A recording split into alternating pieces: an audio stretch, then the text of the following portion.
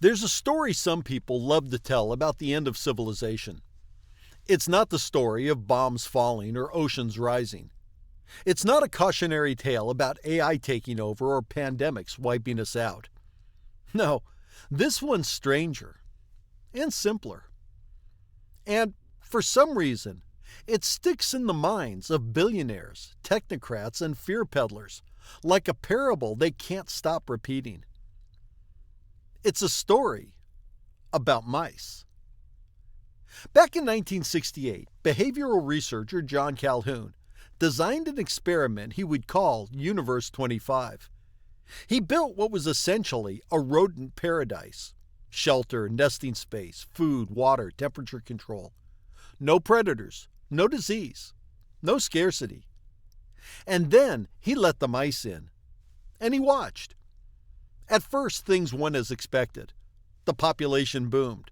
Mice reproduced quickly and formed social groups. But after a while, things took a turn.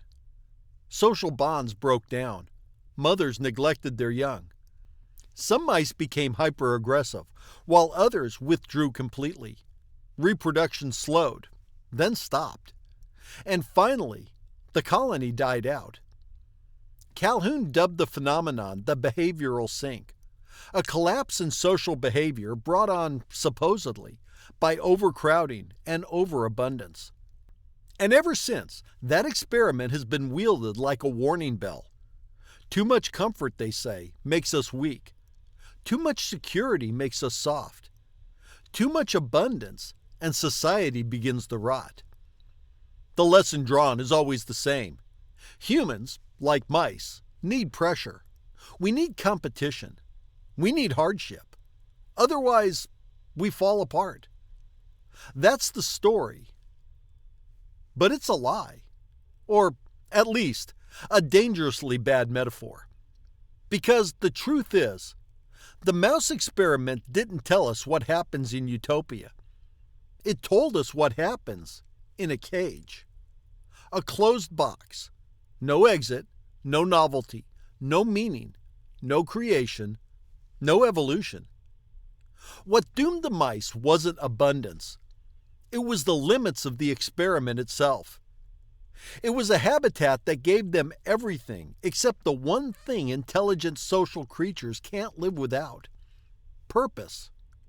And yet, here we are, more than 50 years later, still treating this as some profound insight into the human condition. We've built entire narratives around this fear, that comfort leads to decay, that progress makes us decadent, that if we remove suffering, we remove soul. But here's the irony. We're standing on the edge of a future where abundance is actually within reach.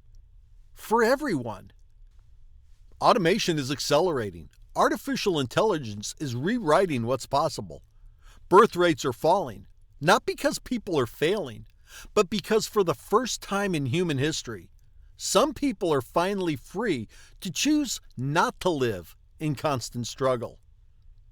And now, in response, the same voices who sold us the virtue of scarcity are trying to convince us the problem is too much comfort. That's not insight. That's projection.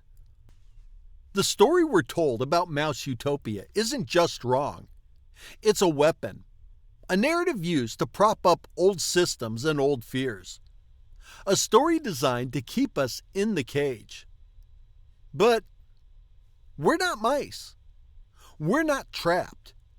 If we don't challenge these assumptions now, we risk turning away the very future we've spent centuries trying to build. A future where need is rare, where work is optional, and where the human spirit isn't crushed by the machinery of survival, but freed from it. The real danger isn't utopia. The real danger is that we might finally reach it and be too afraid to step inside. Let's start by asking what Calhoun's mouse experiment actually showed, and what it didn't. In his so-called utopia, mice were given everything they needed to survive: unlimited food, clean water, comfortable shelter, controlled temperature. No predators, no disease, no scarcity. But that's where the fantasy ends.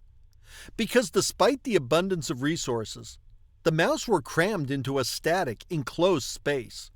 No escape, no expansion, no opportunity to innovate, adapt, or evolve. They couldn't migrate. They couldn't create. They couldn't change their environment. They couldn't build a better one. They had no role in sustaining their world, only in consuming it. And consumption on its own is a dead end. Mice are social animals. They build hierarchies. They form bonds. They teach their young. But take away space, novelty, challenge, and purpose, and what's left is just stimulus and response, an endless cycle of routine and reaction, until even instinct wears thin. What happened next wasn't some grand indictment of abundance. It was the predictable consequence of existential claustrophobia. Social bonds disintegrated. Male mice became isolated, listless. Sound familiar? Female mice turned violent or indifferent to their offspring. Cannibalism, neglect, and repetitive meaningless behavior took over. The colony hit a tipping point. It stopped reproducing, and then it died out. This wasn't Utopia. This was an elaborate prison. But instead of recognizing the constraints of the study, generations of moralists, politicians, and amateur philosophers have used it to argue that too much comfort destroys civilization, that we need competition and hardship to stay sharp, that humans, like mice, break down without suffering. It's a tidy narrative, but it's built on a false equivalence.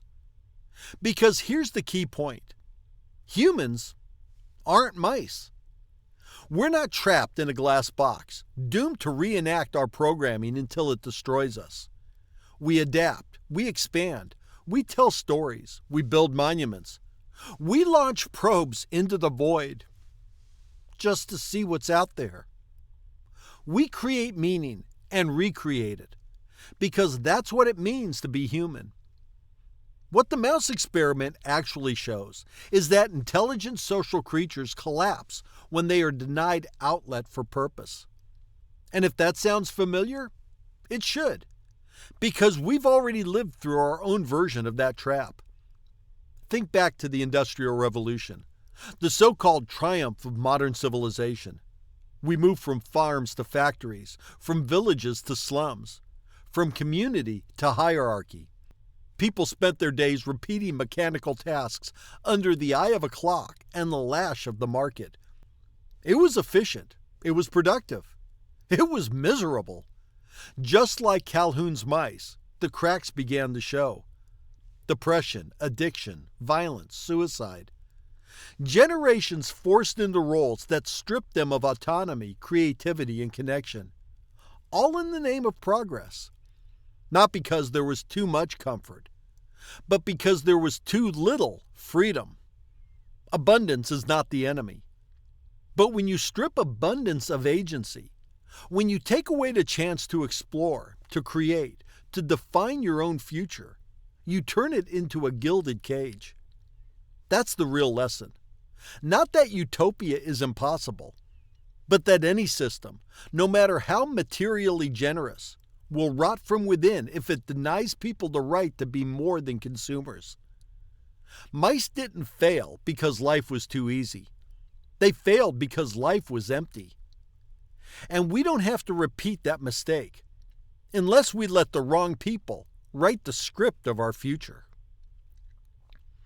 Now, fast forward from Calhoun's mice to our own global experiment. Birth rates are falling. And not just in one or two places. Everywhere. South Korea has the lowest fertility rate ever recorded. Japan's population is shrinking so fast, it's called a demographic time bomb. Germany, Italy, Spain, all well below replacement levels. Even in the United States, where population growth once seemed endless, the numbers are now turning over. And what's the response from leaders, pundits, and economists? Panic! We're told this is a looming crisis, that civilization depends on constant growth, that without enough young workers to prop up the old, our economies will collapse, our pensions will disappear, and society will unravel. Think pieces frame it like a death spiral. Politicians propose tax incentives and baby bonuses to bribe people into having more kids. Billionaires wring their hands over population collapse while quietly investing in automation that makes labor obsolete. But no one seems to be asking the simplest question of all. Why are we trying to maintain 8 billion people? This planet cannot support 8 billion people, all living a Western industrial lifestyle. Not even close. If everyone on Earth consumed at the rate of the average American, we would need 5 Earths. If we all live like Germans, 3. Even if we miraculously shifted to clean energy overnight, the sheer volume of material, food, and land required to maintain that level of consumption just doesn't exist. The most generous sustainability models, those based on radical innovation and global cooperation, top out around 5 billion. And even that assumes equitable distribution, efficient production, and major changes to how we eat, travel, and build. But let's be honest, we don't even need 5 billion people. We don't need endless growth. We don't need a bigger population to prop up broken systems. We need better systems, systems that can support fewer people better. Because the truth is, a future with a few 100 million people, supported by high-end automation, renewable energy, and localized on-demand production, could be far more sustainable, equitable, and free than anything we've seen so far. People wouldn't have to fight over crumbs. The ecological footprint would shrink. Waste would plummet. Land could be returned to nature. Time could be returned to people. But that vision terrifies economists. Why? Because the current system, the one we've been running on since the Industrial Revolution, requires growth. It's not just an assumption. It's a mandate. The debt-based monetary system we use, the pension structures we rely on, the housing bubbles we inflate, the corporate forecasts we worship, all of it depends on a future that is bigger than the present. More consumers, more workers, more buyers, more debt. Without growth, the gears seize up. Investors panic. Politicians flail. The whole machine groans and threatens to fall apart. So they tell us, we must have more children. Not for your sake, not for the kids, but to keep the system running. And yet, at the same time, automation is creeping in like a silent revolution. Robots in factories, algorithms replacing analysts, AI writing code, composing music, diagnosing disease, writing scripts. The cost of labor is not just falling, it's evaporating. And once the cost of labor approaches zero, the whole logic of growth collapses. We don't need to grow the workforce if machines can handle it. We don't need more consumers if goods cost next to nothing. You don't need to keep feeding the pyramid if the base no longer exists. So the real question isn't whether falling birth rates are a crisis. The real question is, what if the system we're trying to save is already obsolete? What if the panic over population decline isn't about preserving civilization, but about preserving power? What if we're propping up a dying economic model out of habit, not necessity? Because here's the uncomfortable truth. The only reason we think we need more people is because we've built a system that only works when it's growing. But growth is a treadmill, and eventually the belt moves faster than our feet. Automation offers a way off that treadmill, a way to build a society not based on endless expansion, but on sufficiency, on quality, on freedom. But to get there, we have to stop treating falling birth rates as a failure. They're not. They're a signal that people, when freed from desperation, aren't choosing to multiply endlessly. They're choosing to live. And maybe that's not the problem. Maybe that's the solution. Look around for a minute. We're not at the dawn of automation. We're halfway through the day and pretending the sun hasn't risen. AI is writing code faster than junior developers. Ask my son. Algorithms are designing logos, crafting music, drafting legal contracts, even diagnosing medical conditions. 3D printers are building homes in 24 hours. Drones deliver groceries and medicine. Self-driving trucks are already being tested on highways. Entire customer service departments, once full of people, have been replaced by chatbots that don't sleep, don't unionize, and don't get paid. This isn't the future. This is the now. And what's coming next is a tidal shift that will make every economic model of the last 2 centuries look like ancient history. We are approaching a world where nearly every form of production, food, housing, manufacturing, transportation, energy, can be localized, automated, and made available on demand with minimal human involvement and minimal cost. And when that happens, the rules change completely. Because economics, for all its complexity, is built on one simple principle: scarcity. Scarcity is what gives things value. It's what justifies prices. It's what fuels markets. And when automation drives the marginal cost of production towards zero, when the cost to make one more unit of something becomes negligible, scarcity disappears. And without scarcity, capitalism begins to break. You can't charge higher prices when the product costs nothing to make. You can't hoard value when value is everywhere. You can't justify working people to death when machines can do it better, faster, and cheaper, forever. This is the silent revolution. The one no one wants to admit is already happening, because it doesn't look like revolutions we're trained to expect. There are no barricades in the streets, no manifesto nailed to the cathedral door. There's just obsolescence. Not overnight, not in one dramatic moment, but bit by bit, task by task, job by job. The textile worker, the bank teller, the call center rep, the truck driver, the software engineer, the teacher, the paralegal, with the Japanese sex bots, the prostitute. One by one, replaced, not by foreign labor, not by deregulation, but by machines that don't sleep, don't strike, and don't need to be paid. And yet, we still talk about employment like it's sacred, as if our entire identity must be chained to output, as if working for survival is some kind of virtue instead of an historical accident. But the question automation forces us to confront is simple and seismic. What are people for?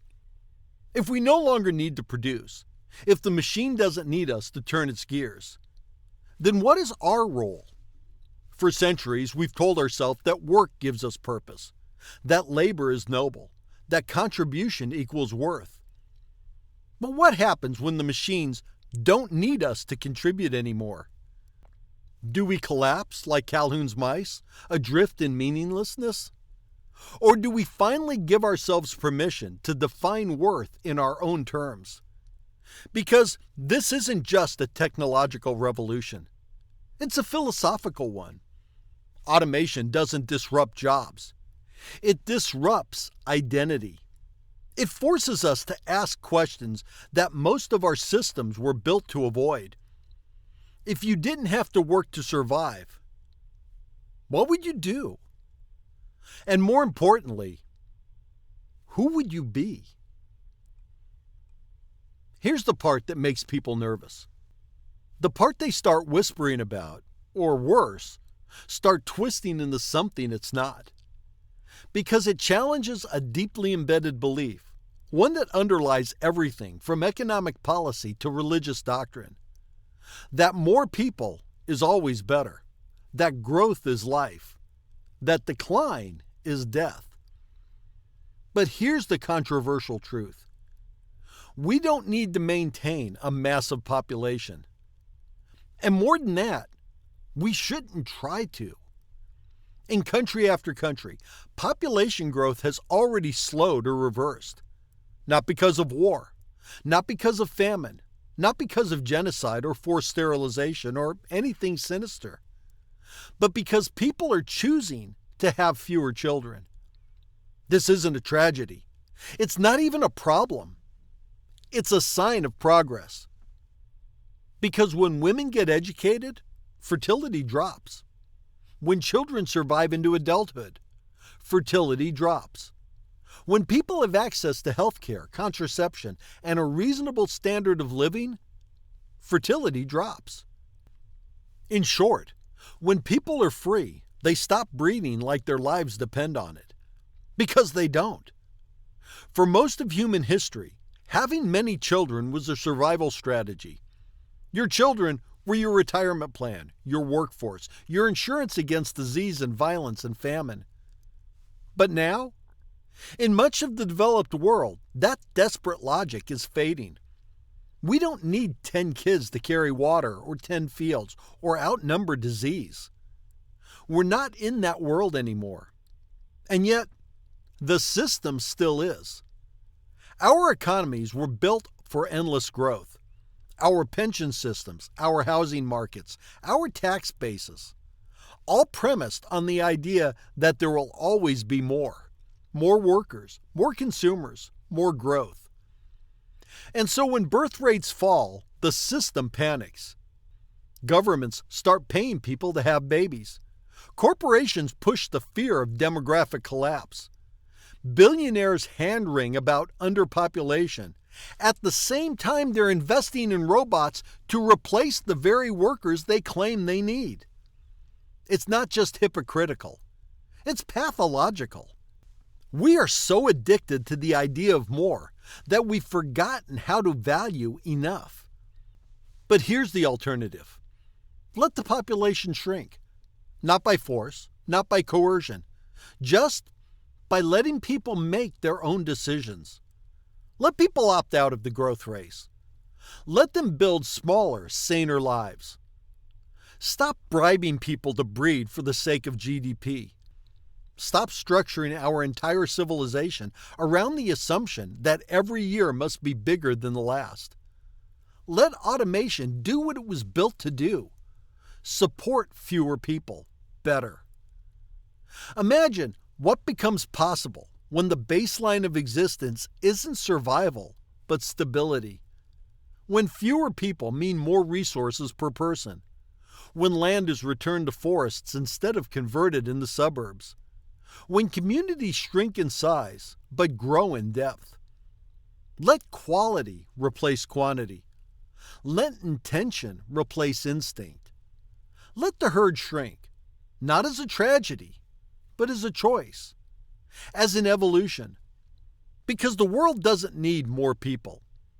It needs people who are free to be more. And then the question becomes, what does a post-scarcity, post-growth world actually look like? Because that's the fear, right? That once survival is no longer a daily struggle, we'll stop trying. That will collapse into laziness, boredom, or nihilism. That without work, we'll become like Calhoun's mice, listless, violent, purposeless, extinct. That fear is everywhere, in the media, in the boardroom, in the church pew. It's the whisper behind every complaint about the kids these days, or the push to keep the boot of productivity on everyone's neck. But here's the thing. That only happens if we build nothing better to take its place. If we cling to outdated systems, where work is a moral obligation, GDP is a proxy for human worth, and infinite growth is treated like a divine mandate, then yes, we'll rot from within. If we let people drift in a world that values them only as consumers and producers, and then takes away both roles, we'll watch meaning collapse. But if we adapt, if we choose to redesign the game instead of clinging to its old broken pieces, we can build something extraordinary. Because the end of scarcity doesn't mean the end of purpose. It means the end of coercion. It means people no longer have to do meaningless work to survive. It means they're finally free to do meaningful work, whatever that looks like. A teacher could teach because they love it, not because they need a paycheck. An artist could create without starving. A parent could raise a child without financial ruin.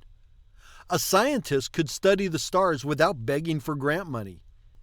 When you remove the constant threat of deprivation, something miraculous happens. People begin to think beyond the next meal. They begin to ask bigger questions, to imagine more beautiful answers. Education could become lifelong and universal, not as a pipeline to jobs, but as a path to personal growth and civic participation. Art could flourish, unshackled from market demand, liberated from the need to please sponsors or algorithms. Exploration could take off, not just across the globe, but across space, across virtual worlds, across the vast landscape of human imagination. We could turn our attention from extraction to restoration, from fighting over what's left to building what's next. Even things like politics and governance could evolve.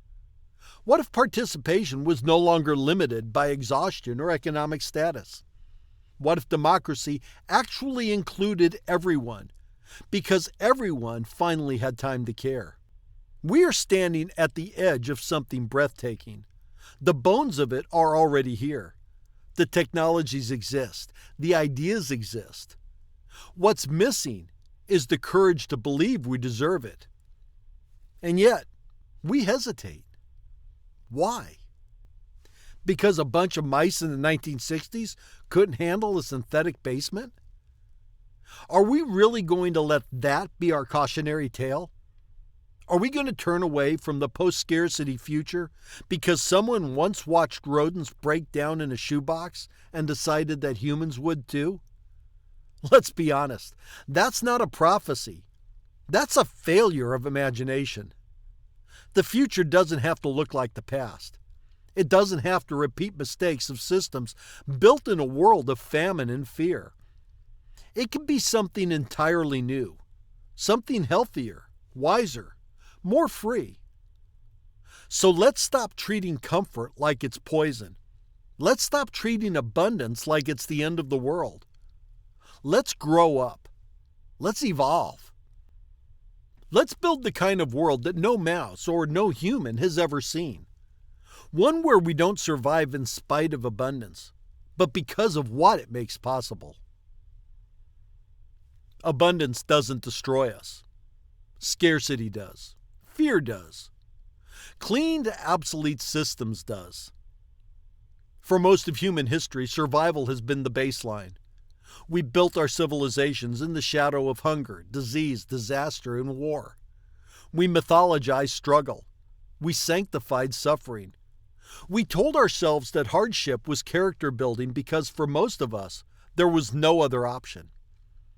But we are no longer living in that world. For the first time in human history, we have the tools to loosen the grasp of necessity. We can automate toil. We can eliminate hunger. We can cure disease. We can liberate billions from the prison of meaningless labor. This isn't science fiction. It's the logical endpoint of everything we've spent thousands of years fighting for. And now that we're here, at the gates of this new reality, what are we doing? We're hesitating. We're afraid. We're being told, once again, that maybe we don't deserve it. That birth rates must rise. That growth must continue. That comfort is decay. That if we step off the treadmill of economic expansion, everything will collapse. But maybe the collapse isn't the danger. Maybe it's the escape hatch. Maybe the system that demands endless labor, endless consumption, and endless reproduction was always the problem. And maybe the only way to build a civilization worth living in is to finally let it go. Let go of the myth that people are only valuable when they're producing. Let go of the panic that tells us fewer people equals failure. Let go of the GDP scoreboard that never stops demanding more, even as the planet burns and the people inside it break. Let go of the story that says we must earn our right to rest. Because what automation makes possible, what abundance offers, is not decadence. It's dignity. It's freedom. It's the space to ask, now that we don't have to spend our lives surviving, what should we be doing? This is the moment we've been moving toward for generations. Not the end of history, the beginning of something new. Not a utopia delivered from on high, but a future we build deliberately because we finally can. All we have to do is say yes. Yes to change. Yes to liberation. Yes to building a world that doesn't need excuses for why it hurts people just to stay afloat. Because it's not utopia that kills us. It's refusing to believe we don't deserve one. And building systems that make damn sure we never get close. So let's believe. Let's build. Let's stop apologizing for wanting a future where humanity thrives. And let's stop mistaking the sound of old systems breaking for the sound of a future being born. So here's the challenge to you. What would you do if you didn't have to work? Play an instrument, write a book, paint, explore, learn another language, start a YouTube channel. Whatever it is, go do it.